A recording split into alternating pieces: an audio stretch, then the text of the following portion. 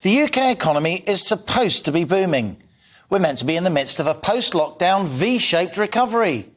As recently as last October, the Treasury was predicting that UK GDP, the sum total of all economic activity, would be 6% higher during 2022 than last year.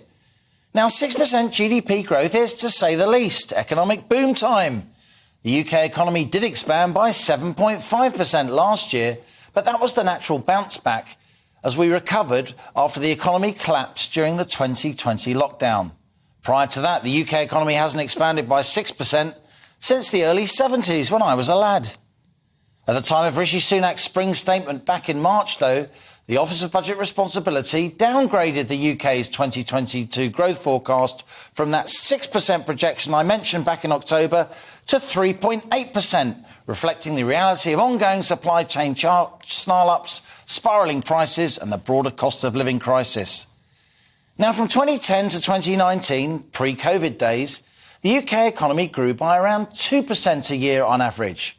So a 3.8% expansion this year would still feel pretty buoyant, with the economy generating enough profits and tax to pay higher wages and higher government benefits for those on low incomes, while pumping more into health, education and all the rest of it. But new figures out this morning, they suggest that as this cost of living squeeze spirals, the downgraded 3.8% growth forecast simply isn't going to happen either. During the 3 months from January to March this year, the first quarter, the UK economy expanded by 0.8% according to new figures. That was sharply down from 1.3% growth during the previous quarter, that's October to December 2021. What's more worrying, though, is that within these first quarter numbers, GDP actually shrank by 0.1% in March as fuel and food prices soared. With war in Ukraine escalating the cost of living crisis, consumer savings facing services, not least hospitality, they were hammered last month, shrinking by 1.8%. And industrial production also fell in March by 0.2%. Motor vehicle manufacturing is suffering more than most as car makers struggle to source materials and components from overseas.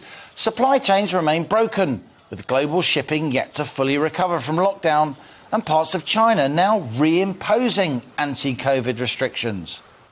Britain remains some way from recession. That's when the economy registers 2 successive quarters, that's 6 months of economic contraction.